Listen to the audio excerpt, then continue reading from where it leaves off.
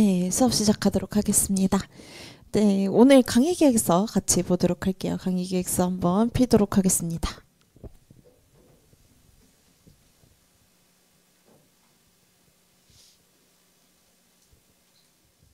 그래서 우리가 인사관리 끝나고 이제 저녁 드시고 저녁 먹고 이제 저녁 6시 반부터는 우리가 이제 경영조직을 하게 되는데요. 오늘은 일단 시험이 없고요. 다음 주부터는 50점. 인사관리랑 이제 거의 비슷해요. 이제 50점으로 시험을 진행할 예정인데 50점이 한 문제로 나올 수도 있고 25점이 두 문제로도 나올 수가 있습니다. 근데 이제는 우리가 중간에 제가 조직부터 넣었어요. 조직부터 넣은 이유가 그 이제 1차 시험 때문에 조직부터 넣어달라는 요청을 하신 분이 있었는데 안 왔어요. 오늘 이제 안 오셨는데 어쨌든 그분의 요청으로 제가 조직부터 이제 그 편제를 했고요. 어쨌든 이제 1차 보시는 분들도 계시기 때문에 이제 조직부터 이제 나가시게 되면 이제 조직부터 여러분들이 복습하고 모의고사 치면 될 것 같습니다. 그래서 인사관리랑 똑같아요. 이제 인사관리도 우리가 이제 복습형으로 나간다라고 했었죠. 그래서 이제 매주 제가 알려드릴 거예요. 다음 주 시험 범위를. 그러면 그 시험 범위 내에서 여러분들이 복습하시면 되시고 대신에 이제 예습도 같이 해오셔야 다음 이제 기출 문제 풀 때 여러분들이 현출할 수 있으세요. 그래서 경영지도사 기출 내지는 이제 제가 만든 사례 문제가 있습니다. 그래서 그거를 바탕으로 같이 기출이나 이제 사례 문제를 풀 텐데 연습장 반드시 가져오세요. 연습장을 이제 가지고 오시면 제가 1분 내지는 2분 정도 시간을 드릴 거예요. 그럼 여러분들이 목차 정도만 이제 현출을 하셔가지고 같이 현출하는 연습을 할 예정입니다. 그래서 인사 때도 이제 설명드렸지만 우리 2기잖아요. 2기는 실전 연습을 하는 기간이에요. 실전 연습. 실전 대비를 하는 과정이다. 그래서 연기와 1기는 여러분들이 이미 이제 기본 이론 내지는 이제 심화 이론을 배우고 오셨을 거예요.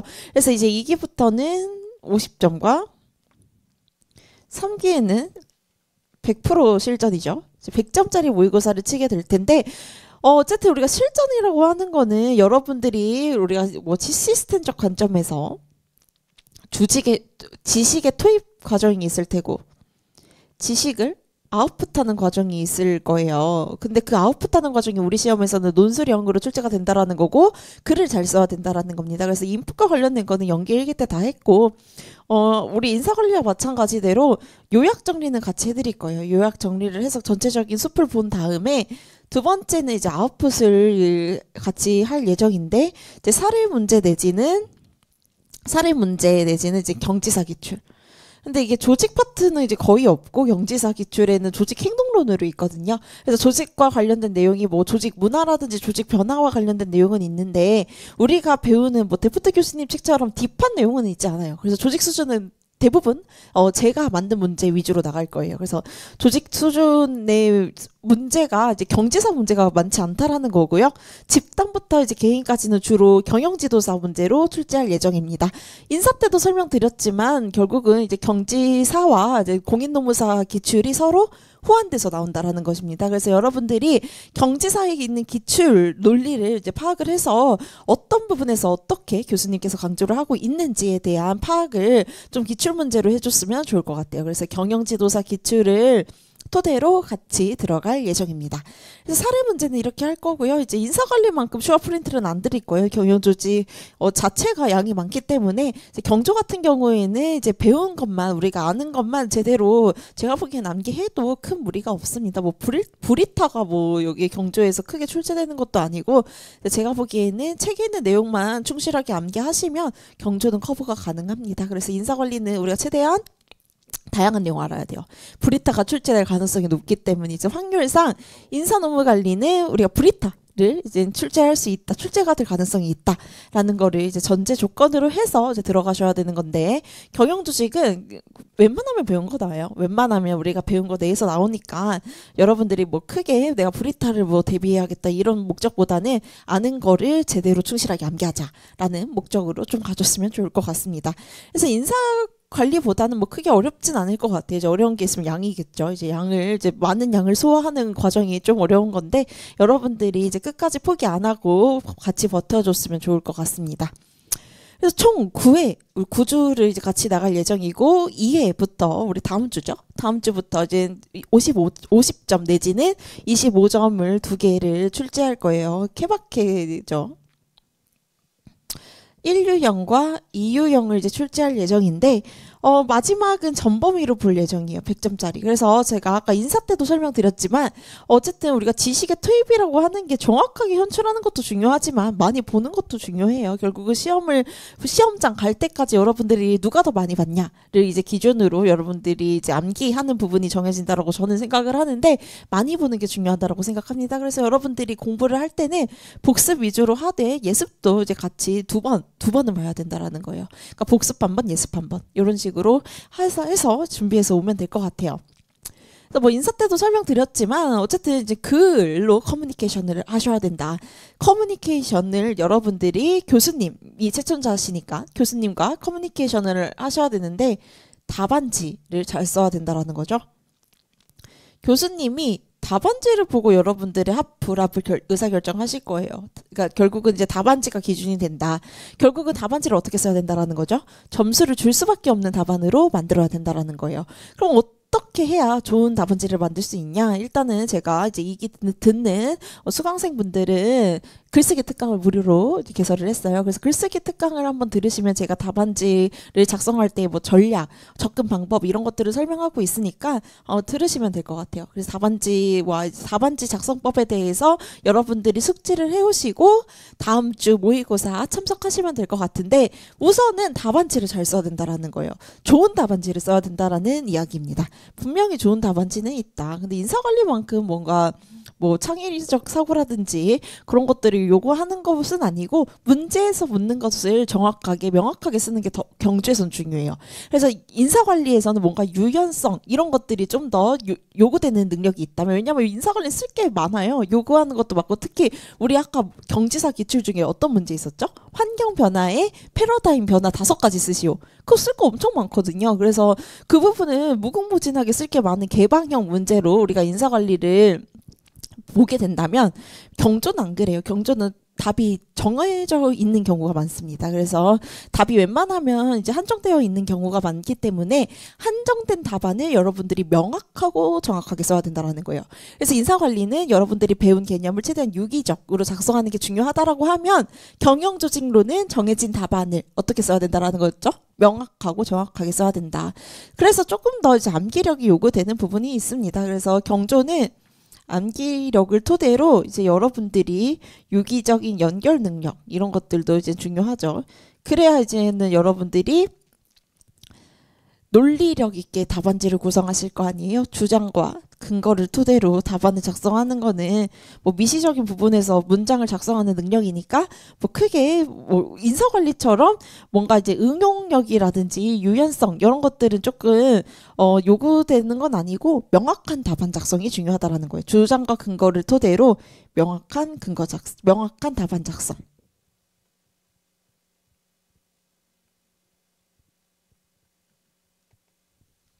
그래서 이제는 어쨌든 경조도 우리가 같이 요약 정리를 하긴 할 텐데요. 요약 정리 프린트를 우리가 같이 먼저 보고 두 번째로는 기출 사례를 보게 될 거고 기출 사례는 경지사 기출이에요. 경지사에 있는 우리 조직행동론과 관련된 이제 기출, 경지사 기출 같이 볼 거고 출제위원이 동일합니다. 동일하기 때문에 경지사 기출도 우리가 중요하게 봐야 되는 부분이고 경지사나 아니면 타시험, 행정고시 이런 것들도 관련한 내용이 있으면 같이 볼 거고 기출 보고 세 번째는 추가 프린트, 뭐 기업 사례라든지 왜냐하면 이제 우리 경주에서는 사례형 문제 많이 나오거든요. 그래서 HR 잡지 이제 가져와서 이제는 뭐 프로젝트의 사례, 프로젝트 조직의 사례, 뭐 사내벤처의 사례 이러한 이제 기업 이슈나 사례 위주로 같이 볼 거예요.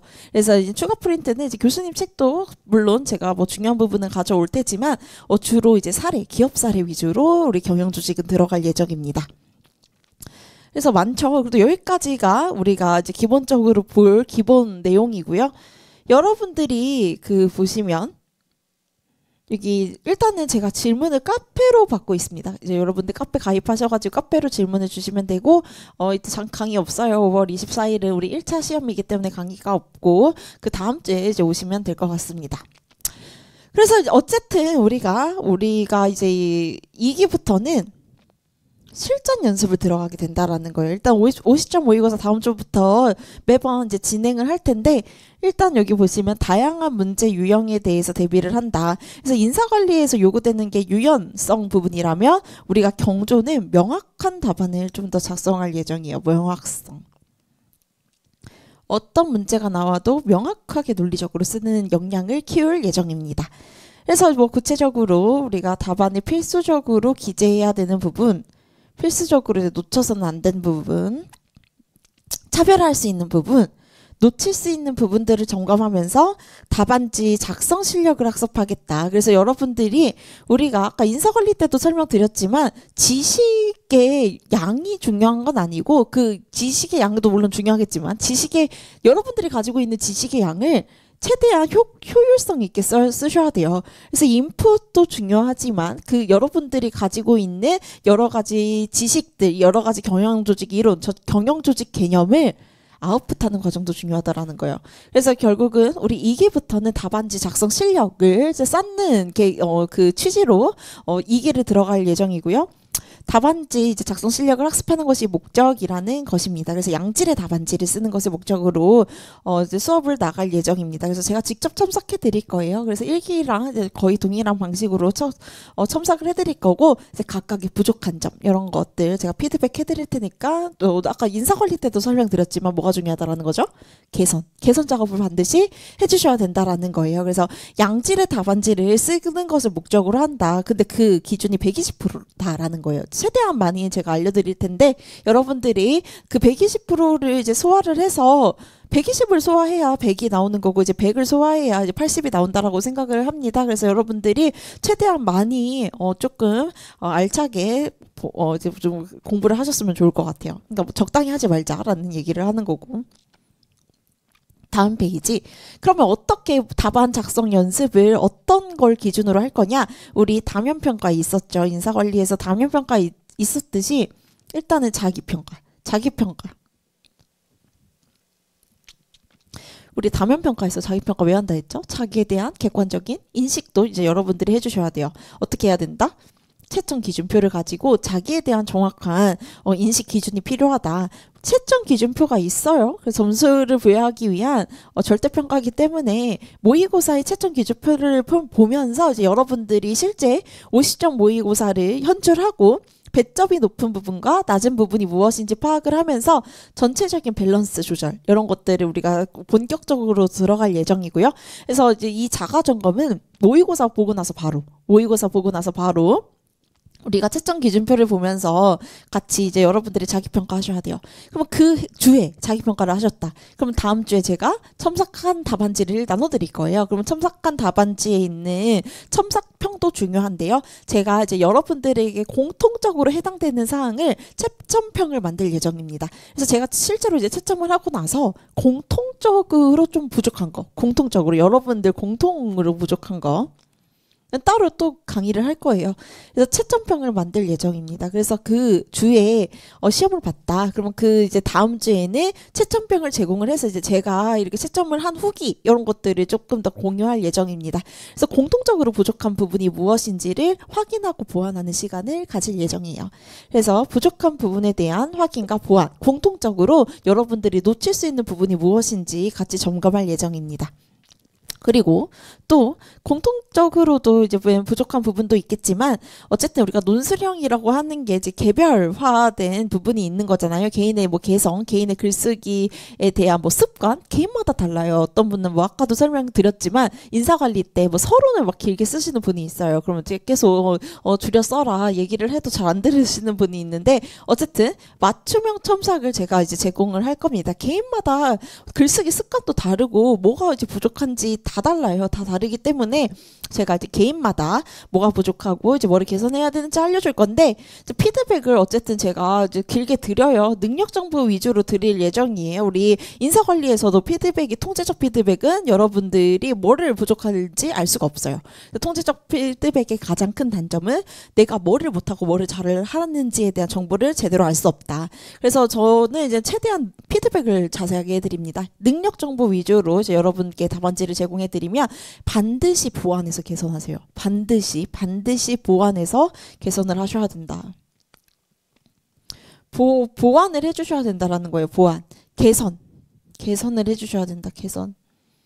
그래서 결국은 여러분들이 해야 될 일이 결국은 이거죠. 이거는 이제 제가 하는 거죠. 강사평가. 자기평가와 강사평가를 통해서 다시 리라이팅된 답안지를 쓰셔야 된다라는 거예요. 개선된 답안지. 근데 인사관리와 마찬가지로 이거를 또 막 시간 들여가지고 예쁘게 쓸 필요가 없어요. 전혀. 일단은 목차 위주로 그냥 간략하게 오답노트식으로 저는 이제 만들 것 같아요. 오답노트식으로 목차를 어떻게 나누고 내가 부족한 점이 무엇이고 개선할 점을 그냥 한두 줄씩 요약해서 쓰는 거예요. 내가 이 부분에 키워드가 약했다. 다음에 내가 개선할 부분은 이런 키워드를 활용해서 적어야겠다. 이런 거 여러분들 예전에 이제 오답노트 이런 거 많이 만드셨을 거 아니에요. 그래서 그런 식으로 쓰면 될 것 같아요. 그래서 오답노트를 뭐 거창한 것도 아닙니다. 저 같으면 일단은 이제 노트가 이렇게 있으면 그 모의고사 여러분이 쓴 답안 을 통해서 일단은 자가 첨삭하는 부분, 두 번째는 다음 주죠. 그 다음 주에 제가 드리는 강사평가 이런 것들을 정리를 하면서 개선된 모범 답안 여러분들이 이걸 반영해서 모범 답안을 목차 위주로 개선해야 되는 부분 위주로 쓰세요. 그 다음 마지막에는 여러분들의 평가. 어떤 부분을 내가 이 부분은 개념은 약하니 이 부분은 제대로 암기하자. 뭐 이런 식으로 쓰라는 거예요. 그래서 여러분들이 여러한 나름의 오답 노트를 만들어야 개선이 가능하거든요. 어쨌든 구체적인 가이드라인이 있어야 된다라고 생각을 하고 여러분들이 개선을 하셔야 됩니다. 그래서 제가 아직도 생각나요. 재작년이었는데 이게 서론 길게 쓰지 마라. 한 페이지 이상 쓰지 말아라. 계속 2기 시작부터 3기 끝까지 해서 이제 끝에는 안 했어요. 이거 거의 몇 번을 했어요. 그래서 안 고치시더라고요. 그래서 그냥 뭐 끝에 가서는 거의 서론 또 길게 쓰셨구나 하고 이제 넘겼던 기억이 있는데 어쨌든 이제 우리가 25점인데 굳이 우리가 서론을 1페이지 이상 쓸 그게 없어요. 그래서 여러분들이 제가 이런 거는 보완하시고 저런 거는 저렇게 보완하세요라고 어쨌든 구체적으로 피드백을 해드리면 반드시 개선을 해야 된다. 개선.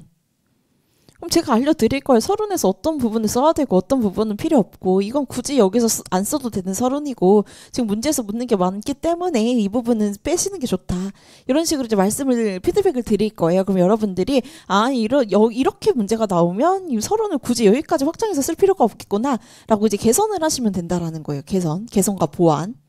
그래서 반드시 중요하다. 여러분들이 어쨌든 모의고사를 오셔서 이렇게 우리가 앞으로 8회차의 모의고사를 보는 것도 중요하지만 여러분들이 이 8회 동안 본 모의고사를 다 개선을 하셔야 된다라는 거예요. 그래서 인사관리랑 마찬가지로 내가 8회차 모의고사를 다 참석했다 하면 이제 소정의 선물을 드리도록 할 테니까 이제 여러분들이 어떤 일이 있어도 이제 오세요. 어떤 일이 있어도 이게 뭐 엄청난 큰 일이 아니고 그냥 조금 뭐 아프다 이 정도도 그냥 오셔서 같이 이제 모의고사 보고 하면 좋을 것 같아요. 결국은 좀 이렇게 핑계 대면서 안 오다 보면 자기감 오거든요. 그래서 자기감 먹어서 한 번 빠지는 게 쉽지 두 번 빠지고 세 번 빠지고 그냥 나중에 인강으로 돌려버리자 하고 이제 생각을 하시게 되는데 너무 그렇게 뭐 하는 것도 좋겠지만 포인트는 하는 건 좋지 않겠죠. 그렇게 하면 안 되고 매주 오셔서 이제 보셔야 된다. 매주 오셔서 이제 보시면 뿌듯할 거예요. 뭔가 이제 자기 효능감이 생기실 겁니다. 나는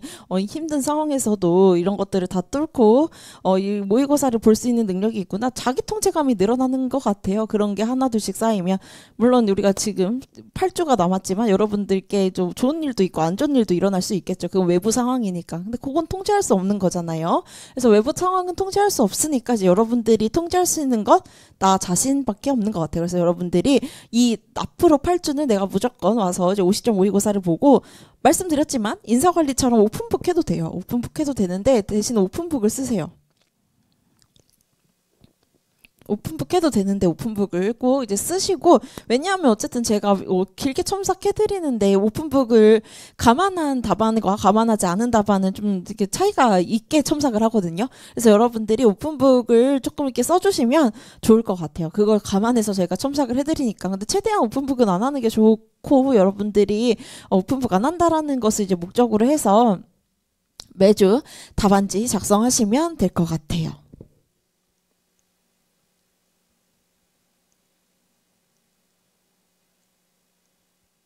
그래서 실전 연습이라는 거예요. 여러분들이 내가 진짜 실제 시험장에 가듯이 실전 연습용으로 매주 오셔서 보면 분명히 학습이 됩니다.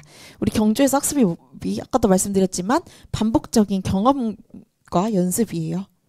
반복적인 경험과 연습을 통해 영구적인 행동 변화를 일으키는 게 학습이잖아요.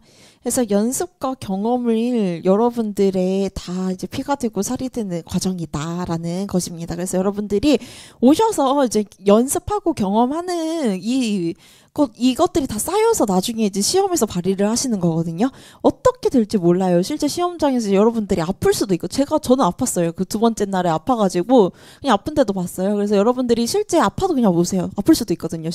뭐 악담하는 건 아니고 아플 수도 있어요. 그게 아플 수도 있으니까 여러분들이 아픈 상황에서도 한번 와보세요. 그러니까 저는 이틀날에 좀 긴장도 되고 밤을 샜거든요. 그때는 막 이제 에너지가 넘쳤던 20대 시절이라서 막 이렇게 돌도 씹어 먹으려다 뭐 아까 일기 때도 막 설명을 드렸는데, 그때는 뭐 하루 이틀 밤을 새도 막 멀쩡했었어요. 그래서 이틀 밤 새고 그 이틀날 들어갔는데 그래서 긴장되니까 이게 몸 같지 않더라고요. 그래서 오전에 좀 많이 아팠어요. 근데 포인트는 아파도 어쨌든 시험장 가서 보셔야 되는 거잖아요. 1년에 한 번이니까.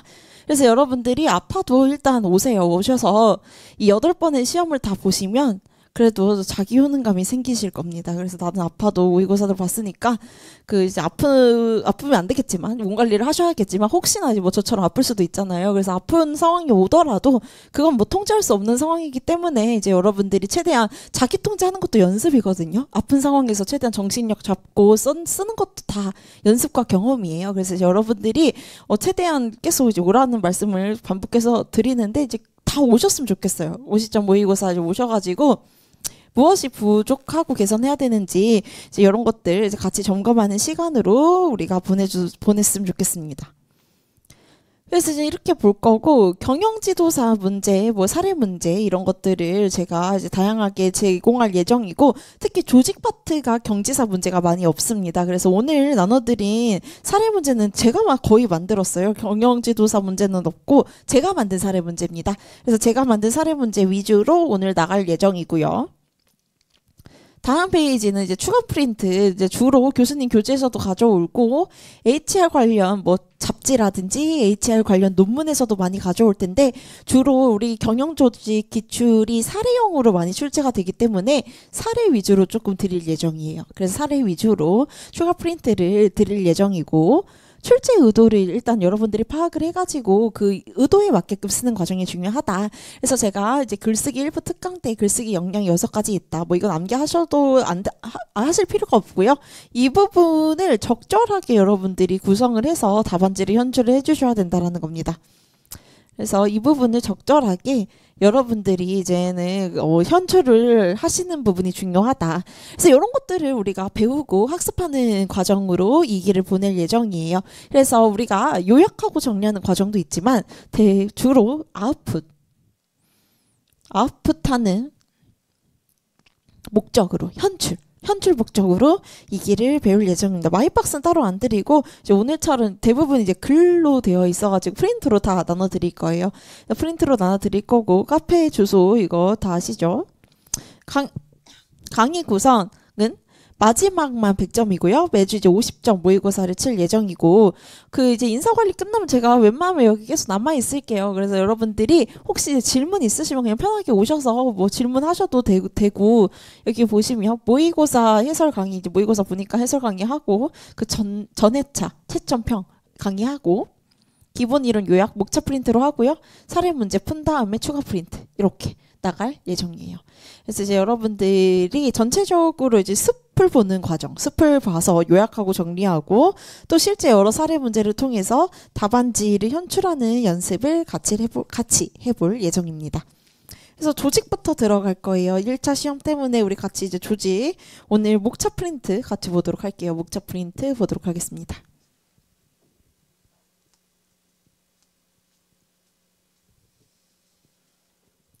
이 부분 오늘 인사관리랑 겹치죠.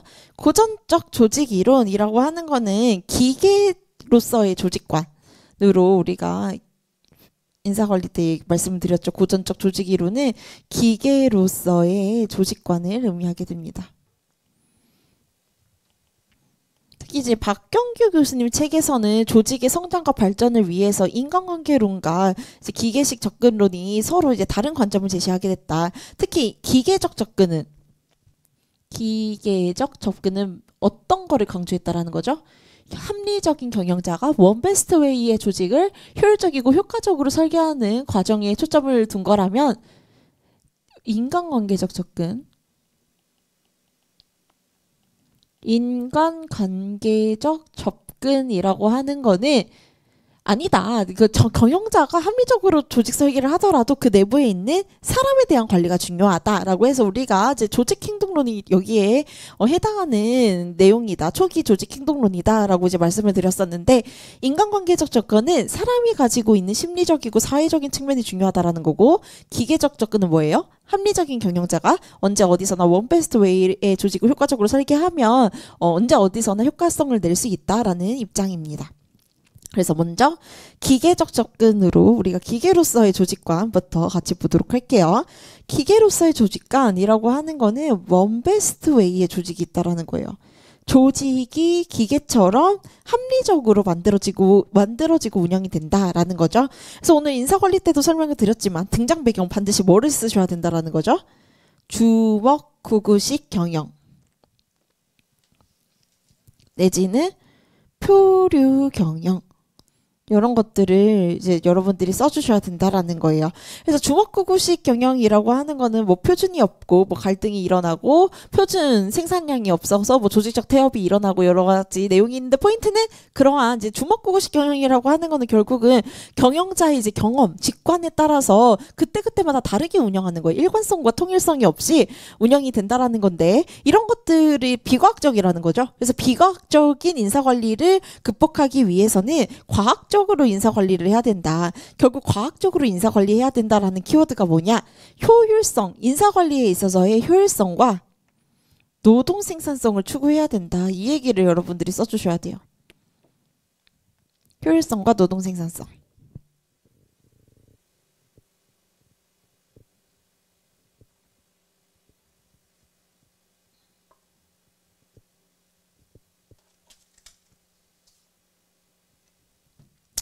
그래서 나머지는 이제 각자 보시면 될 것 같고 테일러 이후에 이제 페율이 등장하게 됐는데 페율이 이야기하는 거는 테일러와의 차이가 뭐였죠? 테일러는 일선, 현장에서의 일선 감독자의 현장 관리에 초점을 둔 거라고 하면 우리 페율은 최고 경영자 입장에서 전체 조직의 관리에 초점을 두었다라는 거죠. 그래서 최고 경영자 입장에서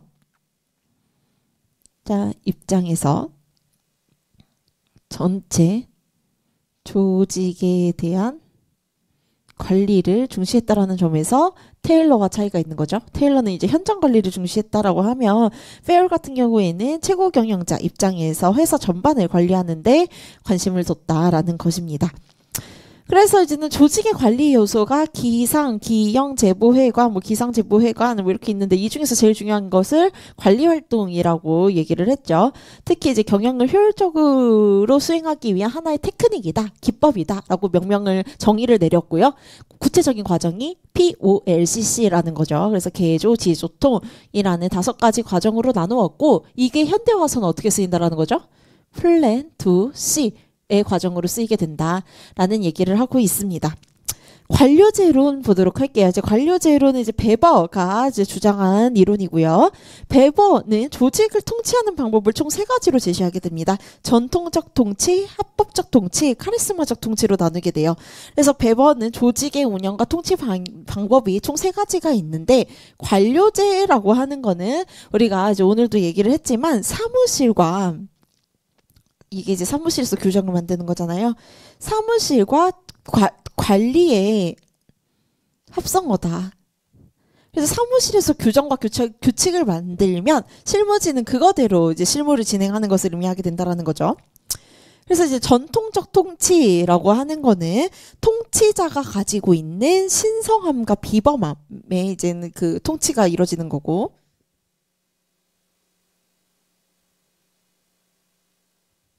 리더의 카리스마 같은 거죠. 이게 이제 이거죠. 카리스마 통치. 카리스마 통치가 리더가 가지고 있는 신성함 내지는 비범함, 개인 특성에 의해서 이루어진다라는 거고, 합법적 통치는 규정 내지는 규칙에 따라서 조직이 운영되는 거고요. 마지막에 이제 전통적이라고 하는 거는 전통과 관습에 의해서 통치가 이루어지는 거죠. 근데 이 중에서도 관료제라고 하는 거는 합법적 통치에 기반을 하게 된다라는 얘기를 하고 있습니다. 그래서 합법적 통치에 기초를 한 게 이제 관료제를 의미하게 된다라는 거고, 관료제의 특징, 나머지 비판 관련한 내용을 각자 보시면 되는데, 여기서 중요한 게 뭐라고 했죠? 관료제의 병폐 현상이다. 뷰로크라시라는 건데, 변화하는 환경, 특히 이제 뷰카의 시대다. 이제 급변하는 환경에서 관료제 조직은 뭐가 문제라는 거죠? 조직의 유연성이 문제가 된다라는 거예요. 조직의 유연성이 이제 문제가 된다. 라는 얘기를 하고 있습니다. 그래서 이제 신고전 이론 같이 보도록 할게요. 신고전 이론이라고 하는 거는 특히 우리가 등장 배경으로 인간 소외라 현상을 써야 된다라고 말씀을 드렸는데, 테일러나 이제 페올이나 관료제 같은 경우에는 결국은 기계처럼 운영을 하다 보면 사람이 기계에 종속되는 인간 소외 문제가 발생했다. 그래서 노동에서의 인간성 상실, 이런 문제가 발생했다라는 거죠. 그래서 인간이 기계적 부품으로 전락해서 인간에 대한 가치가 상실하게 되는 인간 소외 문제가 발생하게 되더라. 이에 이제는 사람 내 조직 내 사람에 대한 관리가 중요하다라는 관점이 이제 신고전 이론부터 이제 등장하게 된 거고, 인간관계론은 자체의 등장 배경은 뭐였죠? 테일러의 주장을 검증하기 위한 실험이었다라는 거예요. 그래서 과연 물리적인 작업 조건이 성과로 이어지는지에 대한 실험이었지만 아니었다. 매개 변수로 뭐가 있었다라는 거죠. 사람에 대한 심리적이고 사회적인 측면을 고려해야 된다라는 얘기가 있었습니다. 그래서 조개, 면배 각각의 실험의 구체적인 내용은 이제 여러분들이 인사관리 내용 그대로 쓰시면 되는 거고, 다음 페이지 이제 한번 보시면, 그래서 다음에 있는 도식이 그걸 설명하고 있는 거예요. 그래서 독립 변수가 이제 과학적 관리론에서 얘기하고 있는 여러 가지 물리적인 조건, 금전적 요인, 이런 것들이 성과로 이어진다라는 얘기를 하고 있는데, 아니다. 인간관계론에 따르면 뭐가 중요하다라는 거죠? 구성원의 심리적인 측면이라든지 사회적인 관계, 이런 것들이 이런 것들이 존재하더라라는 것을 발견하게 된 것입니다. 근데 여기서의 문제는 테일러 같은 경우에는 조직만 보고, 우리 이제 인간관계론의 문제는 조직 내 사람만 바라봤다라는 문제가 있었죠. 그래서 그거를 이제 통합하기 위한 목적으로 등장하게 된 게 후기 행동과학입니다. 조직 내 사람을 보겠다라는 거예요. 그래서 여기서의 초기 행동과학이 어디에 해당한다라는 거죠? 인간관계론에 해당되는 신고전 이론 내용입니다.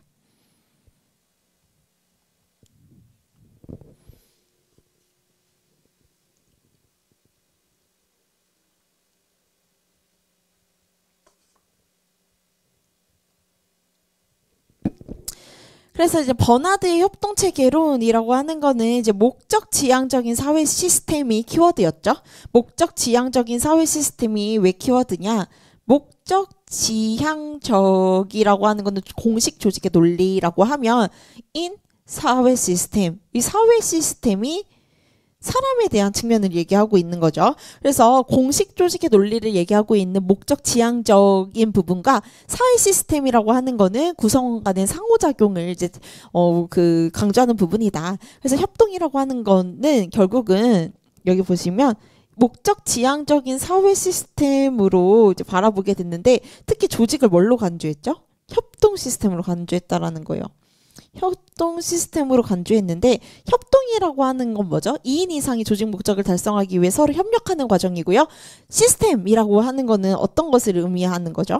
시스템 이론에 따르면 시스템은 부분들의 합이죠. 상호 의존적인 부분들의 합을 의미하게 되는데, 그걸 합친 용어예요. 그래서 결국은 2인 이상이 모여서 서로 협력하는 협동의 의미와 부분들의 합을 의미하는 시스템이 합쳐서 어떤 용어가 된다라는 거죠? 의도적으로 목적 달성하기 위해 조정하는 과정이 있게 된다라는 얘기를 하게 됩니다. 그래서 결국은 조직의 기본 구성 요소가 여기 보시면 협동 의지, 조직의 공동 목적, 커뮤니케이션이 나오고 있는데, 공커로 이제 여러분도 암기하라고 했었죠. 협동 의지는 언제 생기게 되죠? 공원보다 유인이 때 생기게 된다라는 거죠. 그래서 협동에 대한 의지와 조직이 이제 공통적으로 구성원들이 공통적으로 달성해야 되는 공동의 목적이 있는데 이 두 가지를 연결하는 수단이 커뮤니케이션이라고 했어요. 커뮤니케이션은 뭐죠? 두 사람 이상 사이에 의견, 감정, 정보가 전달되는 과정을 의미하는 거죠. 연결하는 수단으로 커뮤니케이션이 있는 이유. 첫 번째는 조직의 목적을 알려주는 거죠. 이해시키고 또 중요한 건 공헌을 통한 보상을 알려줘야 된다라는 거예요. 보상을 안내하는 기능을 한다. 결국은 이 두 가지 기능을 통해 어떤 기능을 수행한다라는 거죠. 협동의 의지와 조직의 공동 목적을 연결하는 수단으로서 기능을 하게 된다라는 얘기를 하고 있습니다. 그 다음 보시면 조직의 이제 조직 균형론이라고 나오고 있는데 공헌과 보상은 누구와 누구의 관계를 얘기하는 거죠? 조직과 구성원 간의 관계를 얘기하는 거고 대외적 균형은 뭐를 얘기하는 거죠? 조직과 환경과의 관계를 얘기하고 있는 겁니다. 그래서 조직과 구성원 간의 관계에서는 결국은 공헌보다 보상이 더 많아야 유인을 하게 된다라는 거는 우리 인사관리 때도 배웠고 환경에 대해서도 결국은 뭐를 해야 된다라는 거죠? 잉여 가치를 창출해야 된다라는 거예요. 잉여 가치를 창출해야 생존이 가능하다. 라는 얘기를 하고 있습니다. 그 다음 사이먼 우리 의사결정 이론에서 봤으니까 결국 제한된 합리성의 내용을 쓰시면 되고 현대적 접근 갈게요. 현대적 접근에서 중요한 게 뭐였죠? 오늘 시스템적 관점과 이제 상황 이론을 인사관리에서도 봤었는데 현대적 접근의 중요한 부분 환경 변수, 상황 변수에 대해 관심을 갖게 되더라는 거예요. 환경에 대한 관심, 상황 변수에 대한 관심을 가지게 되었다라는 얘기를 하고 있습니다. 그래서 시스템 이론이라고 하는 거는 베르탈람피라는 생물학적인 학자가 유기체의 개념을 우리 조직에 대입해서 보게 되면 뭐가 문제가 된다, 뭐가 이제 쟁점이 된다라고 했죠? 환경의 적응이 쟁점이 된다. 환경의 적응. 그래서 결국 생물학과 관련된 학자라는 거예요. 그래서 베르탈림피가 이제 유기체의 이제 개념을 제시를 했고, 그거를 조직에 이제 차용해서 보는 게 시스템 이론인데, 유기체라는 개념을 조직에 대입해서 보게 되면 환경의 적응이 쟁점이 되는 거고, 이 환경의 적응을 기준으로 두 가지 키워드가 나타나게 됩니다. 개방 체계와 생존의 문제가 결국은 이제 나타나게 된다라고 나오고 있는데, 개방 체계라고 하는 거는 환경과 교환하는 것을 의미하게 되는 거고, 생존은 환경과의 균형적 교환을 통한 생존이 문제가 되는 거죠. 그래서 결국 개방체계는 환경과 교류하는데 환경으로부터 필요한 거 받고 또 환경에 필요한 거를 내보내는 균형적 교환을 통하여 뭐를 해야 된다라는 거죠. 생존을 해야 된다라는 얘기를 하고 있습니다. 그래서 결국은 피드백하는 과정까지 여러분들이 같이 보시면 될 것 같아요. 그래서 개방 시스템의 특성 중요하고요. 95년도에 나왔다라고 했어요. 개방 시스템으로의 이행 과정으로 출제가 되었습니다. 개방 시스템으로의 이행 과정으로 출제가 됐는데 손황부 한학균이 뭐 이런 식으로 암기를 하시라고 이제 말씀을 드렸죠. 그래서 어쨌든 개방 시스템의 특성은 중요한 내용이니까 이제 여러분들이 암기를 하셔야 되는 부분이고, 다음 페이지 이제 보시게 되면 나머지 부분 여러분들이 이제 보시면 될 것 같고, 우리 이제 전략적 선택 이론 가도록 하겠습니다. 여기부터 상황적 항로부터 볼게요. 우리가 이제 환경의 상황 변수를 여러 가지를 배웠었어요. 객관적인 변수와 주관적인 변수를 배웠는데, 객관적인 변수는 환경, 기술, 규모가 있었고요. 주관적인 변수로는 전략과 권력이 있었어요. 그래서 결국은 이 환경 변수의 핏한 관리가 성과로 이어지게 된다라는 이제 얘기를 하고 있는데, 이제 결국 여기서 중요한 거는 환경 변수예요. 환경 변수. 그래서 환경 변수를 우리가 뒤에서 여러 가지 환경 변수를 따로따로 배우잖아요. 그래서 만약에 환경 변수가 나온다라고 하면 제가 서론에 뭐 쓰면 좋다라고 했었죠. 상황 이론 쓰면 좋다라고 했었어요. 그래서 상황 이론은 우리가 뒤에 나오게 되는 환경, 뭔가 뭐 기술이 우드워드 기술에 따른 조직구조 유형을 서술하시오, 이런 식으로 나온다라고 했을 때 서론으로 쓸 수 있는 이론이다. 그래서 환경 변수가 출제됐을 때 서론으로 쓸 수 있다라는 거죠.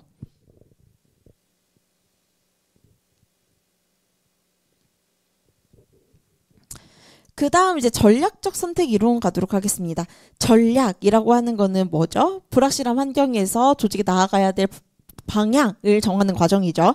그래서 조직이 자신에게 유리한 방향을 설정을 하고 또 여러 가지 대안 중에서 선택할 수 있는 의지가 있다라는 거예요. 그래서 전략적 선택이라고 하는 거는 조직이 자신에게 유리한 방향을 설정할 수 있다라는 점. 조직이 유리한 방향을 설정하고 또 여러 가지 대안이 있죠. 조직에는 문제를 해결하기 위한 여러 대안이 있는데 대안이 여러 가지인데 그 중에 선택을 하게 된다라는 겁니다. 이건 누가 한다라는 거죠? 환경이 선택하는 게 아니라 조직 관리자가 선택을 하게 된다. 그래서 여기 전략적 선택의 방식이 대안의 선택, 환경의 조작과 통제, 주관적 환경 지각에 대한 내용이 나오고 있는데 대안의 선택이라고 하는 거는 재량의 폭이 넓다라는 얘기고요. 재량의 폭. 조직 관리자가 선택할 수 있는 재량의 폭이 넓다. 또 환경을 조작하고 통제할 수 있다는 건 뭐죠? 주어진 환경에 순응하는 객관적인 환경이 아니라 환경을 경영자의 의지에 맞게 조작하고 변형할 수 있다는 것을 의미합니다. 그래서 환경을 경영자의 의지에 맞게 조작하고 변형하고 조절할 수 있다는 거예요. 그래서 이 내용을 이제 여러분들이 쓰면 되는 거고 마지막에 주관적 환경 지각은 밑에 있는 내용인 거죠. 실제 객관적 환경이 중요한 게 아니라 이 객관적 환경을 해석해서 주관적 환경으로 전환이 된다. 특히 이거를 창조된 환경이라고 이제 말씀을 드렸었죠. 창조된 환경으로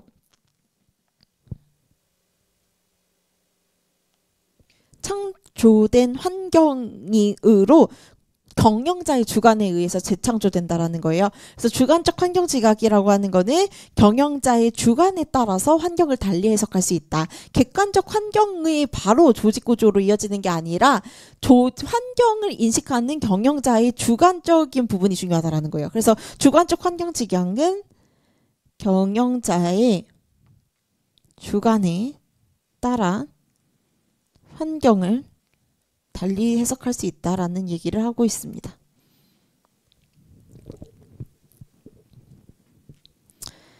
그래서 전략적 선택의 비판 보시게 되시면 결국은 대내적 제약과 대외적 제약이 있는데 비판이 뭘까요? 결국은 이제 환경을 마음대로 조작하거나 변형할 수 없다라는 거고 대내적 제약은 조직 관리자가 변화를 시도하려 하더라도 못하게 되는 속성, 대규모 기업의 관성이었죠. 그래서 대내적 제약은 대규모 기업을 대상으로 해서 대규모 기업의 이너시아, 관성을 이제 의미한다라는 거고요.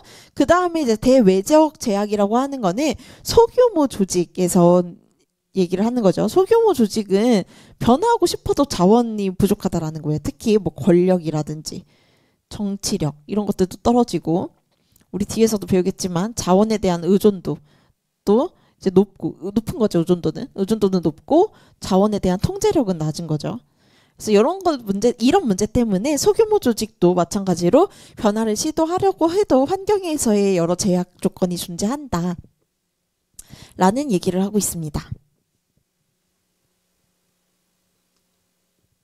그 다음 이제 페퍼와 셀란식의 이론을 이제 우리가 보게 될 텐데 자원의존 이론이라고 이제 나오고 있는데요. 그래서 우리가 여기서는 챈들러가 시초가 되는 거고 특히 우리 챈들러가 얘기한 게 뭐였죠? 오늘도 여기서 이거 좀 더 설명을 하고 갈게요. 전략적 인사관리에서도 얘기했지만 챈들러는 전략적 인사관리의 그 중요성으로도 설수할 수 있다라고 했어요. 그게 뭐였죠? 환경에 따라서 전략을 설정하고 전략에 따라 조직의 구조가 결정이 된다라는 이론인데 중요한 거는 상황 이론은 뭐죠? 환경에 따라서 조직 구조가 결정이 된다라는 거잖아요. 근데 그게 아니다. 환경과 구조는 느슨하게 연결이 되었다라는 거예요. 이걸 루즐리 커플드라고 하죠. 느슨하게 연결이 되어 있다. 중간에 전략이라는 매개 변수가 존재한다라는 거죠. 두 번째는 이인 동가성이었어요. 이인 동가성이 뭐죠? 동일한 환경에도 조직의 목표를 달성할 수 있는 여러 가지 대안이 존재하게 된다. 이것 때문에 중간에 존재하는 전략적인 의지, 관리자의 전략적 의지 이런 것들을 좀 더 봐야 된다라는 이유가 챈들러 이후에 누가 주장한 거죠? 차일드가 이제 주장을 하게 된 게 전략적 선택 이론이고요. 자원 의존 이론의 이제 학자는 페퍼와 셀란식입니다. 그래서 페퍼와 셀란식은 자원 의존 이론에 따라서는 자원에 의존한다 이게 끝이 아니죠. 자원 의존도를 최소화하기 위해 뭐를 강조하고 있죠? 자율과 재량권을 늘리려는 조직의 노력이 중요하다. 그래서 자율성과 재량권이 키워드가 되는 거죠.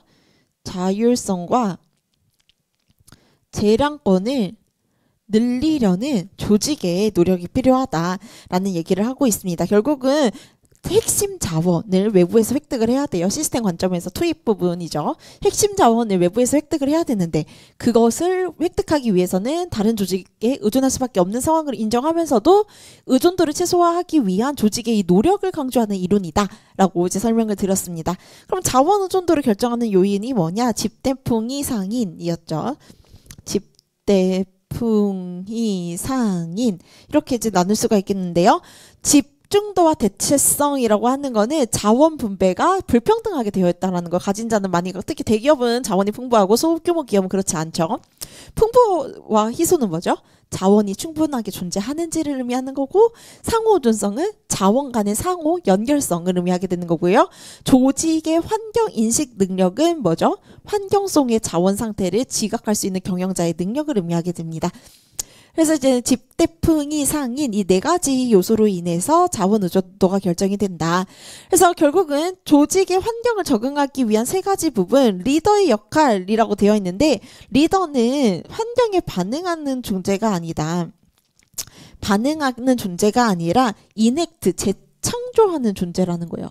환경의 재창조, 능동적으로 재창조한다. 이게 어떤 임의론적 관점이기 때문이에요. 전략적 선택 이론과 이제 또 이제 일맥상통하는 얘기를 하고 있죠.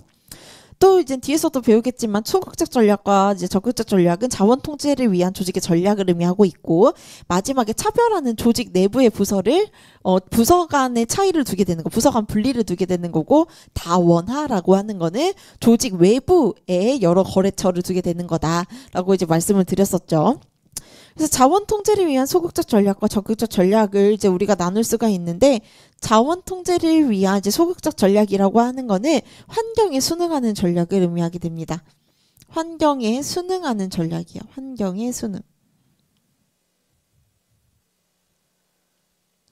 환경에 이제 순응하는 전략을 의미하게 되고, 마지막에 이제 적극적 전략이라고 하는 거는 환경을 조작하는 조직의 전략을 의미하게 돼요.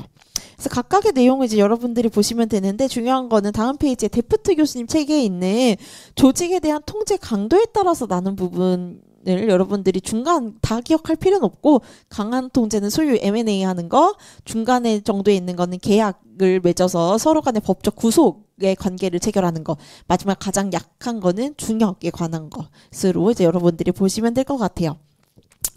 그래서 이제 협력 네트워크 관점 보도록 하겠습니다. 협력 네트워크 관점에서 가장 키워드가 뭐라고 했었죠?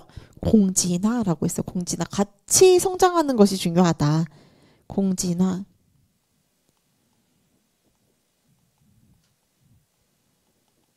같이 성장하는 과정이 중요하다. 그러면 왜 서로 협력하는 관계를 맺게 되냐라고 하면 제가 키워드 뭐라고 했죠? 장기 투자와 위험 추구. 위험을 분산하는 전략인 거죠. 장기 투자와 위험을 추구할 수 있기 때문에 협력하는 관계를 맺게 된다라고 말씀을 드렸었어요. 그러면 이제 조직에 대한 전통적인 관점은 수직적인 권한을 이용해서 자원을 확보하려는 헤이그룹 주사에 따른 운영 역할을 의미하게 되는 거예요. 그래서 경영자의 역할이 총 우리가 데프트 교수님 책에 따르면 경영자의 역할이 두 개가 있었죠. 첫 번째는 운영 역할이 있었고요. 운영 역할이 뭐였죠? 아까 방금 말씀드렸죠. 수직적 권한을 이용해서 우리 조직에 필요한 자원을 획득하는 과정을 운영 역할이라고 합니다. 그 다음이 협력 역할인 거죠. 협력 역할은 수평적 관계에서 신뢰관계를 추구하는 전략을 의미하게 된다. 말 그대로 콜라보하는 거죠. 그래서 중요한 거는 우리가 수평적 관계를 통한 성과 달성을 하는 협력 역할이 최근에 와서 중요해졌다라는 거예요. 왜 그런 거죠? 아까도 말씀드렸지만 장기 투자와 위험 추구를 위해서 협력하는 관계가 중요하다라는 거고, 이것과 관련된 용어가 코페티션이 있었습니다. 코페티션. 이게 뭐죠? 경쟁이라는 단어와 우리가 협력이라는 단어의 합성어다. 그래서 결국은 이 코페티션이 의미하는 게 뭘까요? 경쟁을 통한 협력이 중요하다라는 거예요. 경쟁적인 관계이지만 경쟁을 통한 협력을 통해 신뢰관계를 구축해야 서로 윈윈하는 공존화가 가능하다라는 거죠.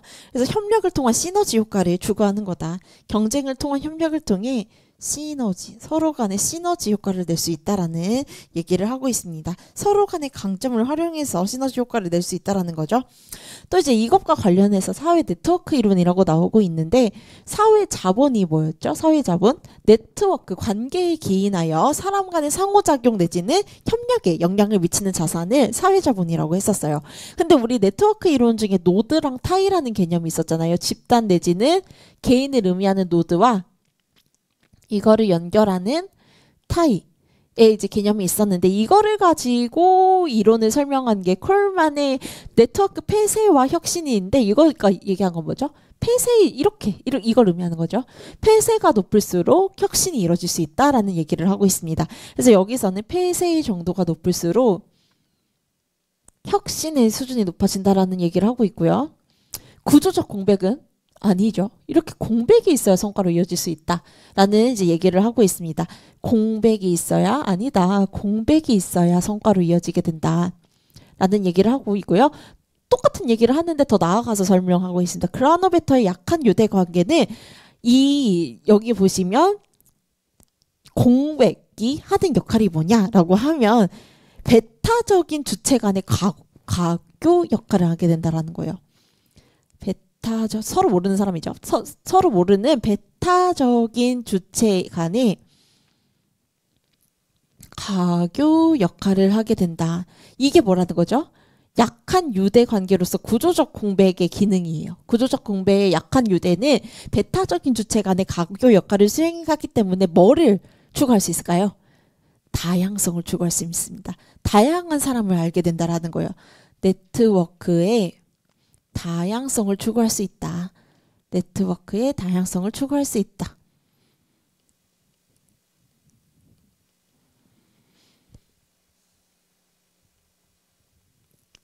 다양성을 추구할 수 있다라는 얘기를 하고 있습니다. 그래서 여러분들이 네트워크 이론도 중요하고, 기본적인 키워드는 사회적 자본입니다. 그래서 사회적 자본으로 네트워크가 관계잖아요. 사회적인 관계. 사람 간의 관계를 통해 형성되는 것으로 상호작용 내지는 협력에 긍정적인 영향 혹은 뭐 부정적인 영향을 미치는 자산을 사회적 자본이라고 하게 됩니다. 그래서 이제 사회적 자본까지 우리가 봤고, 우리가 10분 쉬고 생태학 이론부터 같이 들어가도록 할게요.